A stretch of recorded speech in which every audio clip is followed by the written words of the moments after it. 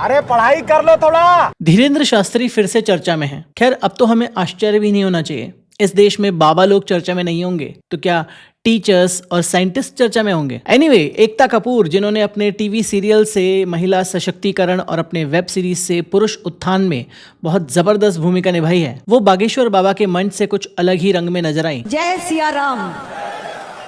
30 साल पहले जब हमने बालाजी टेलीफिल्म्स कंपनी को शुरू किया और सीरियल में नाम तुलसी, पार्वती जैसे नाम से अपने किरदारों को रखा तो लोगों ने कहा कि ये क्या हो रहा है। सच में ये क्या हो रहा है? टीवी पे ऐसे नाम क्यों, वेब सीरीज में ऐसे काम क्यों? तो मैंने लोगों को कहा वक्त आ गया है हमारे धर्म को हमारे कर्म से जोड़ने का। हाँ, आपका धार्मिक कंटेंट तो सब लोगों ने देखा है। आप तो हमेशा अच्छी ही बात करते हो, आप गंदी बात थोड़ी ना करोगे। 4-5 सीजन बना दिए इन्होंने गंदी बात नाम से। मेरा मतलब कि आप जैसा धार्मिक कंटेंट बनाने वाली कोई XXX बातें थोड़ी ना करेंगी। XXX के भी 2 सीजन बना दिए। आज महाराज भगेश्वर बाबा जी के वजह से क्या कौन से बाबा जी? महाराज भगेश्वर बाबा जी के वजह से इतना बड़ा समारोह हो रहा है। और मैं एक ही बात कहूंगी, लोग कहते हैं करोड़ों जन्मों के बाद इंसान का जन्म होता है, बट करोड़ों जन्मों के बाद इंसान को हिंदू सनातनी धर्म में जन्म होता है। और आपने इसी जन्म में करोड़ों पैसे छाप लिए इस तरह का धार्मिक कंटेंट दिखाकर। क्या इन्हें ऐसी बातें साझा करनी चाहिए क्या? कुछ मैच नहीं कर रहा है। बट सबसे ऊपर मैं भारतीय हूं और मैं हिंदू हूं, मैं सनातनी हूं। जय श्री राम। अब इन्हें अपनी हिंदू आइडेंटिटी, सनातनी आइडेंटिटी क्यों याद आ रही है, वो आपको अभी अगले 10 सेकंड में पता चल जाने वाला है। इससे बड़ा मौका क्या हो सकता है कि मैं भागेश्वर जी के सामने अपना एक नया जो कहते हैं ऐप शुरू करूं। बालाजी एस्ट्रो बकवास शुरू करके हम लोगों को ये बताते हैं, क्योंकि हमारे देश के लोग एक नंबर के, for the lack of better word, भोले हैं। इन्हें सिर्फ अपनी एस्ट्रो बकवास ऐप्स लॉन्च करनी थी और इसके ऊपर थोड़ी हिंदू सनातनी वाली PR भी मिल जाए तो सोने पे सुहागा। गुरु से बड़ा और इस दुनिया में कुछ नहीं। और हमारे गुरु जो यहाँ बैठे, जो इतनी बड़ी, जो लोगों को धर्म, प्यार और स्नेह से जोड़ रहे हैं। हम सबको पता है कि ये गुरुजी कितने प्यार, कितने स्नेह से लोगों को जोड़ते हैं। हम सब ने इनके प्यार और स्नेह वाले भाषण खूब देखे हैं और इस चैनल पर हम पुराने वीडियोस में अक्सर इनके प्यार और स्नेह वाले बयानों की बातें करते रहते हैं। जो नहीं आएगा वो पछताएगा, वो देशद्रोही कहलाए।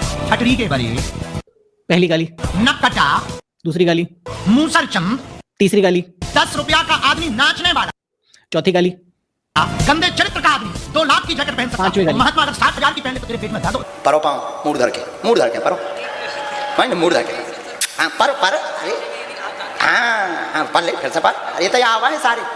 मतलब कितना ज़्यादा ऑब्वियस है ये ट्रांजैक्शनल रिलेशनशिप। पहले एटलीस्ट लोग थोड़ा ढके छुपे तरीके से तो करते थे, बट अब दे हैव स्टॉप्ड केयरिंग, क्योंकि जैसे मैंने कहा, हमारे देश की जो जनता है वो नितांत भोली है। इस समाज को कुछ नहीं मालूम। उन्हें कभी AC में से निकलने वाले पानी में चरणामृत दिख जाता है। दीदी ये AC का पानी है, ये चरणों का पानी नहीं है ठाकुर जी के। तो कभी उन्हें एक फ्लाईओवर के नीचे भगवान के दर्शन हो जाते हैं।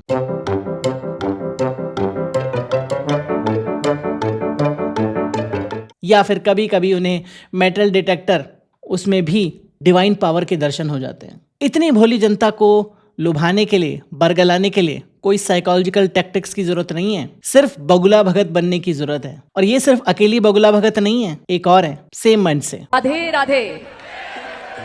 ये मैं आज आई हूँ अपना सपोर्ट देने के लिए। अगर मुझसे पूछा जाए कि मैं यहाँ पे क्या कर रही हूँ, पूछा किसी ने? तो मैं क्षत्रिय हूँ, मैं हिंदू हूँ। वाह क्या एक्टिंग कर रहा है, वाह क्या एक्टिंग कर।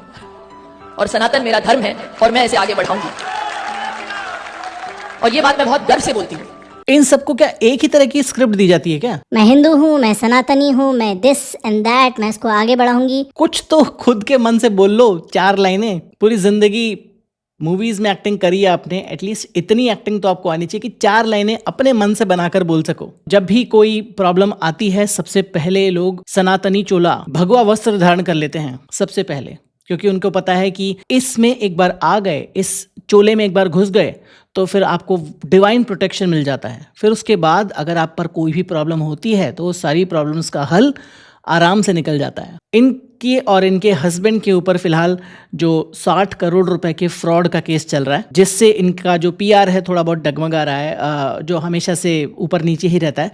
बट फिलहाल उस केस के अगेंस्ट में इन्होंने पिटीशन दायर करी है, तो उस पीआर पॉलिशिंग के लिए ये यहाँ पर आई हैं और इन्हें एकदम से याद आ गया कि ये सनातनी हैं, हिंदू हैं और दिस एंड दैट, और ये धर्म की रक्षा करने के लिए तैयार खड़ी हो गई। तो है कौन साले?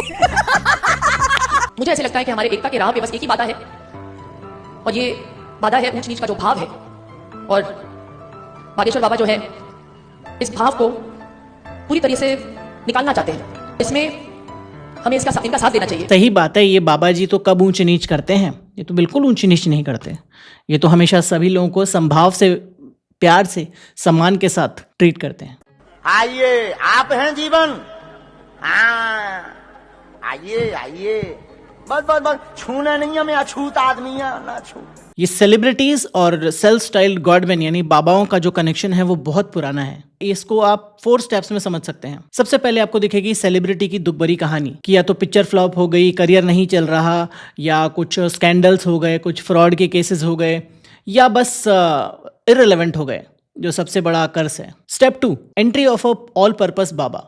इसमें आप किसी भी ट्रेंडिंग जो उस समय पर रेलेवेंट हो, चल रहे हो, कथावाचक, बाबा जी, गुरु जी को डाल दीजिए। नेक्स्ट स्टेप है इन बाबाओं का प्रवचन अटेंड करना। ऑफ कोर्स भगवा वस्त्र पहनकर, वहां पर फिल्मों वाले कपड़े पहन के थोड़ी ना जा सकते हैं, तो उनको माला पहनाओ, वहां पर हाथ जोड़ो, पांव पड़ो, जो करना है कर सकते हो। अपनी हिंदू आइडेंटिटी को याद करो, अपनी सनातनी आइडेंटिटी को याद करो, जो कि सबसे बड़ा स्टेप है। अब मेन काम हो चुका है। अब अगले ही दिन आप पर होगा सारा मीडिया कवरेज कि सो एंड सो सेलिब्रिटी ने सो एंड सो गुरुजी से आशीर्वाद लिया। इससे ना ही सिर्फ आपकी इमेज वॉशिंग मशीन से स्क्वीकी क्लीन हो जाएगी, बल्कि जो आप इररिलेवेंट हो गए थे अब वापस से रिलेवेंट हो जाओगे। पब्लिक बोलेगी वाह कितनी धार्मिक हैं ये, सनातन की रक्षा कर रही हैं, हिंदू धर्म की रक्षा कर रही हैं। उसके बाद बस स्टेप 4 में आपका रिडेम्पशन आर्क। इमेज तो मेकओवर हो ही गया, पब्लिसिटी मिल ही गई, रेलेवेंट हो ही गए, आपके सारे पुराने पाप कर्म धुल चुके हैं। अब आप बन गए हैं संस्कारी स्टार, स्पिरिचुअल इन्फ्लुएंसर। नमस्ते, जय श्री राम। मैं हूँ बकलावा, आपकी फेवरेट स्पिरिचुअल इन्फ्लुएंसर।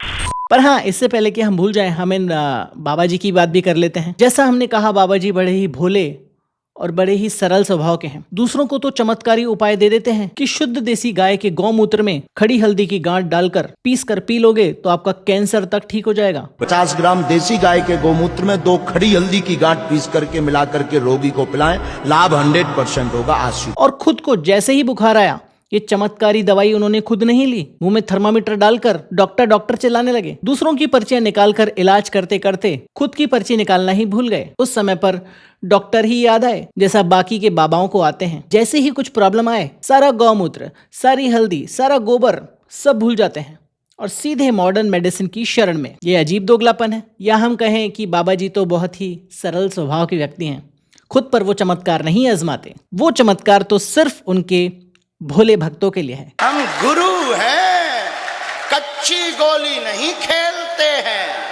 और सिर्फ शिल्पा शेट्टी ही नहीं, उनके पति सरल स्वभाव के राज कुंद्रा जी, वो भी गए थे अभी एक और बहुत ही पॉपुलर बाबा जी के पास, प्रेमानंद जी बाबा। और वो उस मीटिंग में इतने भाव विहल हो गए कि उन्होंने कहा मैं आपको अपनी किडनी दूंगा।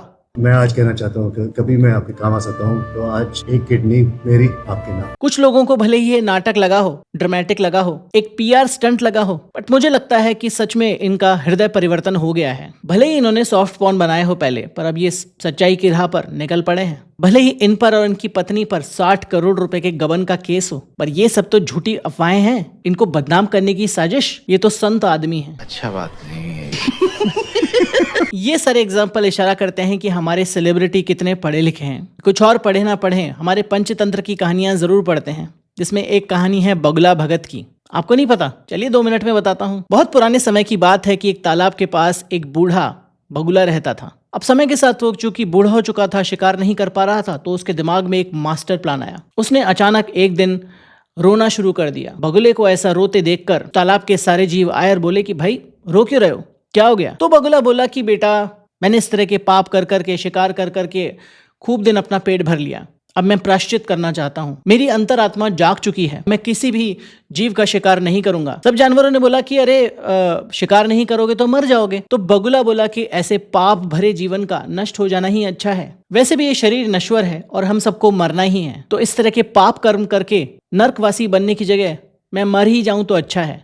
पर मरने से पहले मैं तुम सबको एक बात बताना चाहता हूँ। ये जो तालाब है वो जल्दी ही सूखने वाला है और मुझे एक दिव्य सपना आया है कि यहाँ से थोड़ी सी दूर एक ऐसा तालाब है जो कभी नहीं सूख सकता, जिसका पानी एकदम शीशे की तरह साफ है। अगर तुम चाहो तो मैं तुम सबको एक एक करके अपनी पीठ पर बिठाकर वहाँ ले जाकर छोड़ सकता हूँ, ताकि भले ही मैं कल को ना रहूं पर तुम अपनी जिंदगी सुख से व्यतीत कर सको।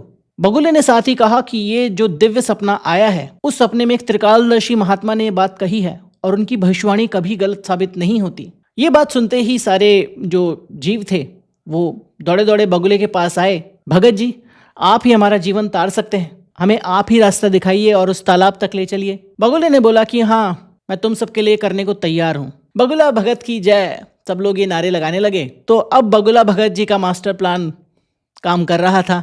एक एक करके वो एक एक जानवर को दूर लेके जाते, उसको आराम से खाते और वापस आ जाते तपस्या करने। उनका ग्लो भी बढ़ रहा था, थोड़े मोटे भी हो रहे थे। तो लोगों ने कहा कि अरे, तपस्या से इनके चेहरे पर बहुत तेज आ रहा है, लगता है बहुत बड़े ज्ञानी बन गए। ऐसे ही एक एक करके सारे जानवरों को वो लेके जाते और इस तरह उन्होंने उस तालाब के सारे जानवरों का भक्षण कर लिया, उनका जीवन तार दिया। ये है बगुला भगत की कहानी। अब आप इस कहानी से डॉट्स कनेक्ट कीजिए या ना कीजिए, वो आप पर छोड़ता हूँ। आप ही बताइए कि यहाँ पर बगुला भगत कौन है और कौन किसका जीवन तार रहा है। तो आज के वीडियो में इतना ही। होपफुली आपको ये वीडियो पसंद आया होगा। इस तरह के वीडियो हम बनाते रहते हैं। मिलूंगा एक और बहुत ही स्पेशल वीडियो में, जहां हम बात करेंगे why India has a problem with atheists. ज़रूर देखिएगा, इस चैनल को ज़रूर सब्सक्राइब कीजिएगा, इस वीडियो को लाइक कीजिएगा, शेयर कीजिएगा। मिलूंगा इस तरह के और वीडियोज़ में। अपना ध्यान रखिए, बगुला भगतों से दूर रहिए और बी लॉजिकल।